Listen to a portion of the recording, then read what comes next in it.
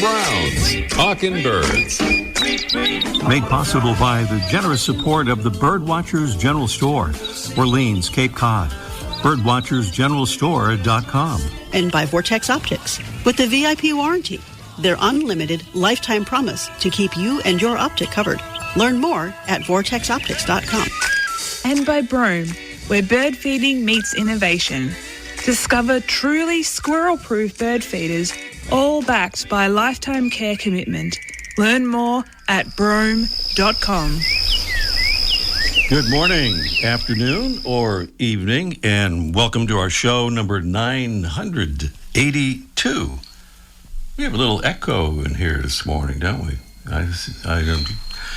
I'm not sure what that is. It sounds pretty good, though, and not that good. Welcome to our show. You know, scientists tell us that one of the things that keeps our beautiful Earth alive and thriving is our silent but powerful global magnetic field that provides a barrier against the bombardment of cosmic rays and charged solar particles that would otherwise cause us trouble.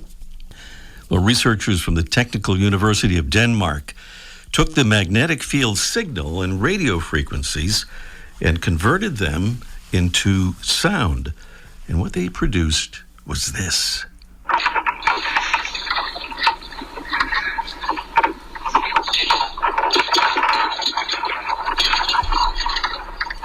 Weird, huh? The sound interpretation of the magnetic field of the Earth.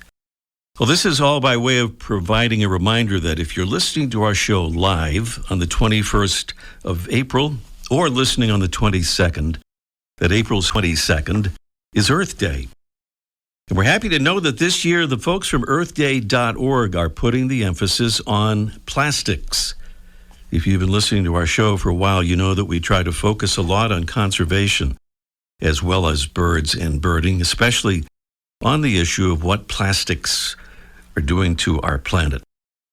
Here's the statement from the Earth Day organizers. Quote, for Earth Day 2024, earthday.org is unwavering in our commitment to end plastics for the sake of human and planetary health, demanding a 60% reduction in the production of all plastics by 2040.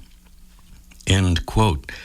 Well, that's a bold and inspiring statement for sure. And that website, earthday.org, has lots of info on how to celebrate and take part in Earth Day 2024.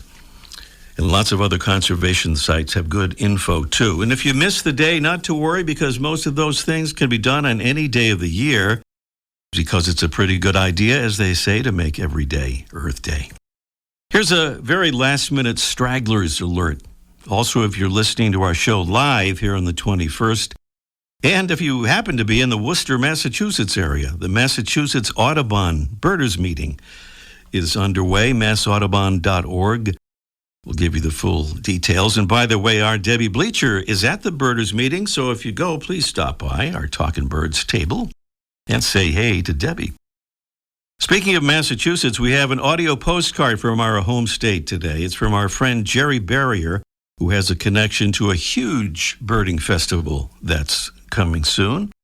First, let's hear his postcard. Good morning, Ray. This is Jerry Barrier, listening to a tufted titmouse in my backyard in Malden, Massachusetts. And I believe this was the same titmouse that was calling plaintively during the partial eclipse we had recently. Have a great day. Thank you so much, Jerry, for that audio postcard. I wanted to mention about Jerry. He's going to be a keynote speaker at the upcoming Biggest Week in American Birding Festival. He'll give a birding by ear talk called Conqueree, Drink Your Tea, Who Cooks for You, in which he'll cover how he got involved in birding, how it has enhanced his life, and how he met some of the challenges he's faced as a birder who is blind. More about that Biggest Week festival coming along here in a few minutes with our special guest, Kim Kaufman. We'd love to receive more audio postcards, by the way, so please consider sending one. Just take your smartphone with you wherever you're looking at birds and record 30 seconds to a minute or so of yourself describing what you're seeing, and then mail the file to ray@talkingbirds.com. That's ray@talkingbirds.com. Speaking of listening live, you can listen live anywhere on the planet. Just go to talkingbirds.com and see how to do it to enter our mystery bird contest, for example. And here's a preview of today's contest.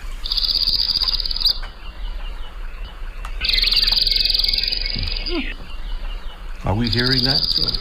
Is this going to be another blooper day, you think? Yeah, because we're not hearing that mystery. You're hearing it. Oh, it's just me that isn't hearing it. Oh, I see how that goes. I see what's happening there. Well, that's our mystery bird. Everybody, but yours truly apparently can hear that. Maybe that one. Yeah. Okay. We'll turn that down, and everything's going to be just fine here in just a moment, I'm sure. Okay, so here's a thing with clues about our mystery bird. It's a small songbird with a blue-gray head and wings, a yellow chest with a black and reddish band across it, a greenish back, 2 white wing bars, and white crescents above and below the eyes. Our bird winters in Central America and the Caribbean. It nests mostly in the eastern half of North America, but sometimes also along California's coast and in New Mexico and Arizona. It feeds high up in trees on spiders and insects of all sorts. A preview of our mystery bird contest coming along in a bit. Beautiful prizes this morning include a $25 gift certificate for Bird Collective, your one-stop shop for vintage-inspired apparel and unique accessories, all featuring birds. And a big bag of our favorite coffee, shade-grown, bird-friendly, and truly delicious Birds and Beans coffee, grown under the natural forest canopy in Central America to preserve wintering habitat for warblers and tanagers and thrushes and hummingbirds and more of the birds we love to see up here in North America every spring and summer. That's our mystery bird contest coming along in just a little bit. And here is a salute to another member of the royal family of Talking Birds. That would be our ambassadors, folks who help us spread the word about our show and about birds and conservation, which is what we're about. And we say thank you to Emerson from Woodbury, Minnesota. Thank you so much, Emerson. To become an ambassador, as Emerson has done, just go to talkingbirds.com and click where it says Get Involved on that tab at the top of the page. Really easy to do. Still to come today, special guest Kim Kaufman will tell us about the biggest week in American birding and why attending it is worth a trip to Northwest Ohio from pretty much wherever you are. Also today, Mike O'Connor from Cape Cod's famous Birdwatchers General Store will join us for Let's Ask Mike Live on the subject of warblers that use nest boxes. There aren't many. And up next, a groovy member of the cuckoo family is today's Talking Birds featured feathered friend. The 3 ani species are members of the cuckoo family, and one of them is today's featured feathered friend, the groove-billed ani. It's a perching bird about halfway between the size of a robin and a crow that the Cornell Lab's All About Birds site describes as disheveled looking. Its plumage, male and female, is entirely black with overtones of glossy green or purple. It has a long, rounded tail, short, rounded wings, and a tall, heavy bill with several grooves in the upper mandible that are visible at close range. This bird is mostly non-migratory, found in the U.S. in South Texas and along the Gulf and Florida coasts. It forages on the ground for prey like grasshoppers and beetles, and will also hop through bushes, flopping its wings and tail, a clumsy but effective way of flushing insects and small lizards. Groove-billed anis are highly gregarious birds that live in groups of up to 5 pairs and are mostly monogamous. During the breeding season, pairs separate from the group as males defend their mates against approaches by other males. No courtship displays have been documented, but males have been observed bringing an insect or a leaf to the female, who may signal her favor by accepting the offering. Populations of groove-billed anis surveyed in Texas were essentially stable between 1966 and 2015, according to the North American Breeding Bird Survey. And the bird is rated by Partners in Flight as a species of low conservation concern. By the way, the other 2 ani species are the smooth-billed ani, which reaches northward to the U.S. only in South Florida, and the greater ani, which ranges southward from Central America through most of South America. Today's featured feathered friend, Crotophica sulcirostris, the groove-billed ani. Welcome again to our show number 982. And now, direct from the warbler capital of the world, Oak Harbor, Ohio. We're joined by the executive director of the Black Swamp Bird Observatory, presenters of the biggest week in American birding, Kim Kaufman. Good morning, Kim. Good morning, Ray.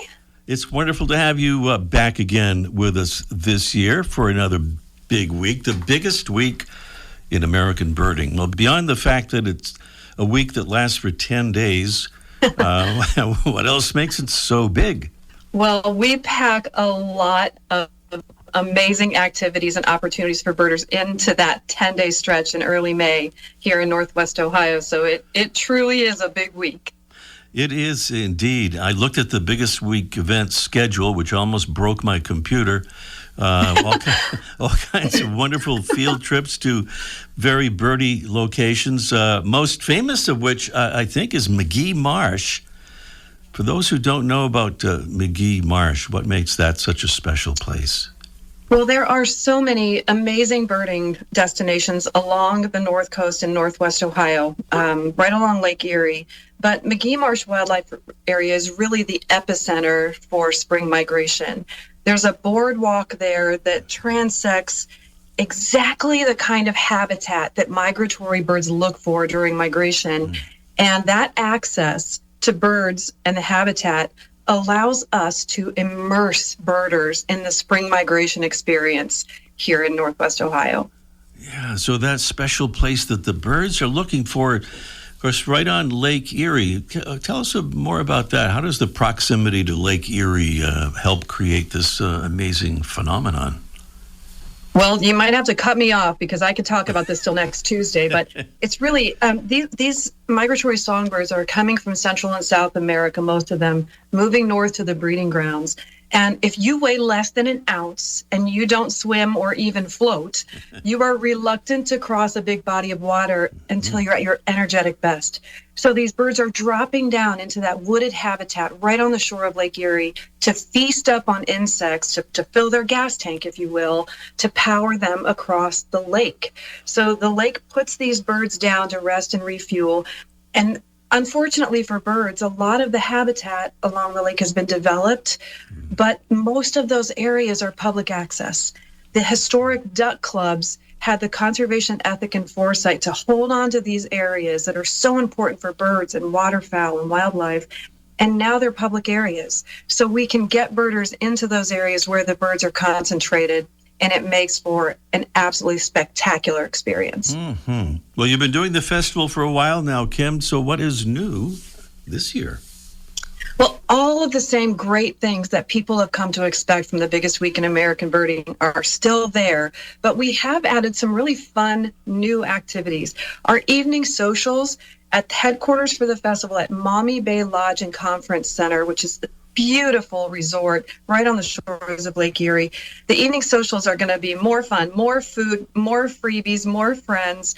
Every night we're going to give away amazing prize packages that will cost people nothing. So if you're here for the biggest week, make sure you make your way to Maumee Bay State Park each evening from 5 to 7. You'll have to drag yourself away from great birding, but the evening socials are going to be really fun. This year, as in every year, my team and I look at how we can make this festival more accessible and more welcoming. And we recognize that accessibility is a real issue for this festival. So we are working so hard to offer opportunities for everybody and everybody, as they say. So we've been working with Freya McGregor at Access Birding to enhance our accessible field trips. There's a whole suite of accessible trips. You can find that on the festival website, but we're so excited to offer new opportunities for everybody. Yeah, we're proud of our Freya McGregor. They're involving that with her access. Aren't we lucky to have, aren't birds lucky to have Freya? Indeed. She's one of my favorite people in the world. Birds and people are lucky for that. We mentioned Jerry Barrier as a keynote speaker, and you have a couple other keynote speakers there, right? Our list of keynote speakers, any one of these individuals would be enough to move people, to get to Northwest Ohio to see them. But Christian Cooper, Tama Watts, Kevin Carlson, Peter Kasner, Ken Kaufman's new book launches at the biggest week. Amy Tan, who wrote the Joy Luck Club, is our featured banquet speaker. Jerry Barrier, as you mentioned, and Jennifer Ackerman are all here this year to give keynotes. Wow, what an event. Birders Marketplace too, Optics Alley, a birder prom, and I don't have time to ask you about the bird tattoos. I know that's not putting tattoos on birds, but I think if we go to the website, we can find out about that and how to register, right? That's right. All the information is at biggestweekinamericanbirding.com. Not just information about the festival, but a lot of information about traveling to Northwest Ohio. Tons of information if you've never come to the biggest week before, what to know, how to prepare. So that website is a good one-stop shop for birders looking to come to Northwest Ohio in spring. And also, if you have a spouse who's not a birder, there's a couple of things to do as well, right? Absolutely. Bring your spouse or significant other, friends, loved ones along, even if they're not birders, and they should be birders. Northwest Ohio is right on the shores of Lake Erie. This is a fabulous area for tourism. So there are tons of things to do. Museums, the Museum of Art in Toledo is not to be missed, but lighthouses, wineries, all of these fabulous things. Cedar Point Amusement Park opens early in May as well. So add that to your list of things to do while you're here, or stay after the biggest week and visit all these places. There are lots of lodging opportunities, right, too, on the website there. Yeah, the proximity to lodging, all kinds of different food. It's really a fabulous place to visit, and the birds are like the ultimate bonus. The biggest week at AmericanBirding.org, or as Kim likes to say, BWIAB.org. .com. .com. So sorry. Yeah. No, that's great. BWIAB.com. People get us like that all the time. Now I'm getting you like that.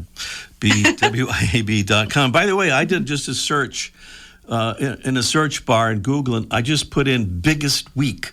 That's all I put in there, and it went right to it. So I love that. I love that birders have become so mainstream that you can just type in the first couple letters and up pops biggest week. Indeed. Kim, thank you so much, and good luck with the festival.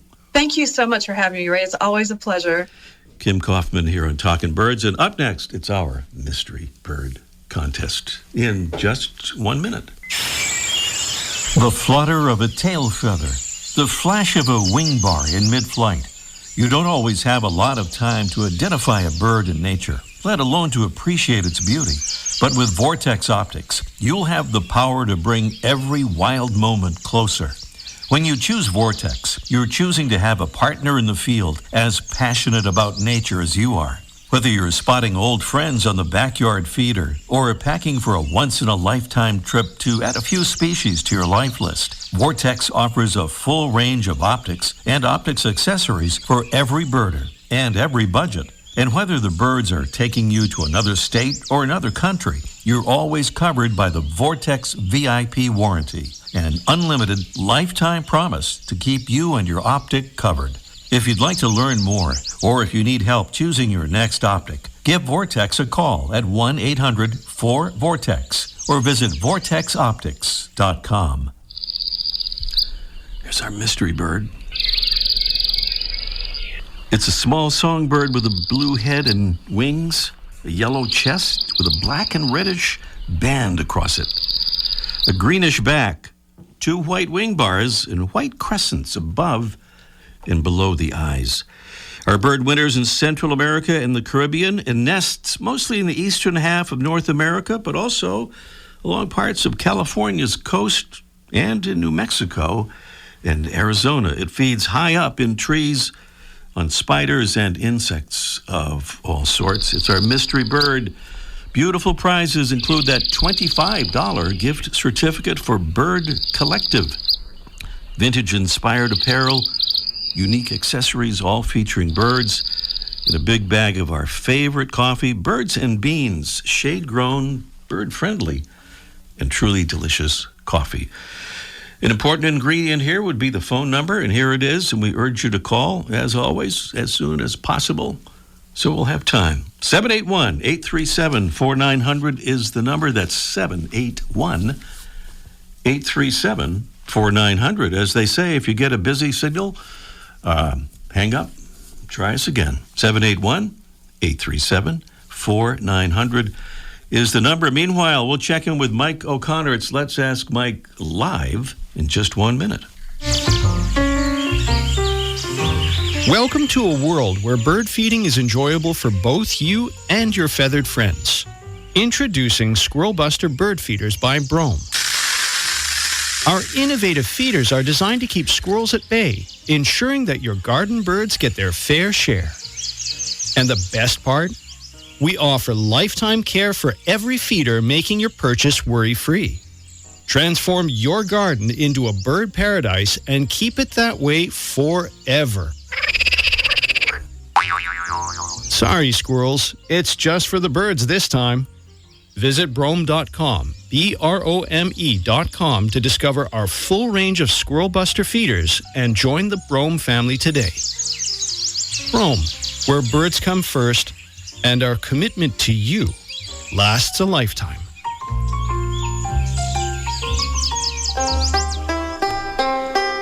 It's Mike O'Connor, not O'Connor, but O'Connor, down at the famous Birdwatchers General Store on Cape Cod. He's going to tell us about 2 warblers that use nest boxes. I believe it's the box-building warbler and the nest boxer warbler, but I'm probably wrong about that. Good morning, Mike. No, you're right. That's it. That was it. All right. Yeah, Mike will be back right. with us next week again here. We'll have things going much more smoothly again as well. I love the stream of blooper shows. These are awesome. Yeah, it's becoming kind of a specialty here the last few weeks. Yeah. Anyway, you're right. We talk about nest box birds, and surprisingly, only a few birds use bird houses or nest boxes that we put up. And we, of course, we think about house wrens or house sparrows or bluebirds, chickadees, and purple martins, for example, use man-made dwellings. But surprisingly, of all the warblers that nest in North America, 50 some odd, only 2 will actually use a man-made thing or a birdhouse that we can put up to help attract them. And the 2 species are like unbelievably polar opposites. The first one, prothonotary warbler, which lives in the southeastern part of the states, loves the swampy kind of shade, thick areas along water to build it, to nest in, and they'll go in typically woodpecker holes. But if you live in that area and you put up just a traditional square, boring birdhouse or nest box with an 1.25 inch hole, they'll happily take that. And these birds, if you get one, they're just unbelievably colorful. I'm telling you that the male yellow is brighter than the sun. It's just a stunner to see, and it's well worth the effort to get it, or just for a bird to see one, but to get one in your yard. The other species, the Lucy's warbler, is the opposite. It's in the desert southwest, It loves the arid, dry, sparse area, and because things are a little bit dull and gray there, it's a dull and gray bird. Not the color of the prothonotary. It does have a little bit of a cinnamony color on its tail and crest, but sometimes you can't even see that. And they like things in the arid area, and their nest boxes, and I think your friends at the Tucson Audubon have kind of pioneered this. They put up a box that looks less like a square rectangle box, more like a lean-to. It's got an opening in the front and the back, and the birds kind of gravitate towards that. And if you live in that area, you pull one up, you're probably going to get one of these birds. And they sell these kind of funky bird houses at Tucson Audubon on their website. I was looking, and they're $12, which $12 is like nothing. You know, that's like David Clapp prices. I couldn't believe how cheap they are. You don't have anything in your store for $12. No, not even. We won't even answer a question for $12. Yeah, so that's that. Those are two opposite birds that you can get a different. And the Lucy's warbler, surprisingly, probably is going to have its name changed because it's named after, Lucy from the Peanuts character. No, it's named after the daughter of one of the early Smithsonian ornithologists was given that name. And now she's probably a sweet woman somewhere in the world, but she's probably going to lose her name when they change all the names. So, if you live in those areas, prothonotary warbler in the southeast, or if you live out in the desert southwest, put out a little triangle box for the Lucy's warbler. All right. And that'll be very exciting. And also exciting, our friend Chris Powell, he and his wife Candy are down at the Great Dismal Swamp in Virginia, and Chris sent us a beautiful prothonotary warbler photo, which we'll be posting on our website very soon. Oh, right. If you've never seen one of these birds, you should, but if not, look it up, because you'll be stunned how pretty it is. And happy Earth Day, everybody. Get out and do something good. Happy Earth Day, Mike. We'll talk to you next week. Sounds groovy. Okay. All right. See you later. Bye. Do you hear what he said? It sounds groovy. That fit in with our bird. Groovy, baby. Oh, yeah, you know what I mean? Yeah. Our groove-billed Ani. But we're back at the mystery bird contest here. It might sound like one of those birds that Mike was just talking about, but it isn't. It's our mystery bird. But what is it? 781-837-4900. It's a small songbird with a blue-gray head and wings, a yellow chest with a black and reddish band across it, a greenish back, 2 white wing bars and white crescents above and below the eyes.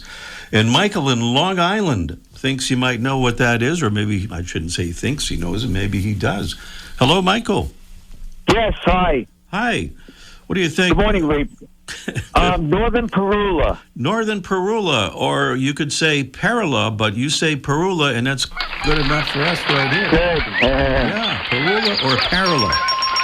One of those things that will never be totally solved. But at least it's not one of those birds named after a person, so they don't have to change the name of it. We're going to be doing a lot of that very, very soon. Michael, thank you so much. Stay on the line, and Tim will get your info. Thank you. And send you the prizes. Thank you, Michael, correctly identifying the, what was it? Oh, yes, the Northern Parula, or Northern Parula, as our mystery bird. That about exhausts our time for this morning. A reminder, if you'd like to support our show, go to patreon.com/talkingbirds for a wonderful way to do it. Meanwhile, thanks to our amazing Talkin' Birds team, Debbie Bleacher, Freya McGregor, and today's producing engineer, Tim McKenney.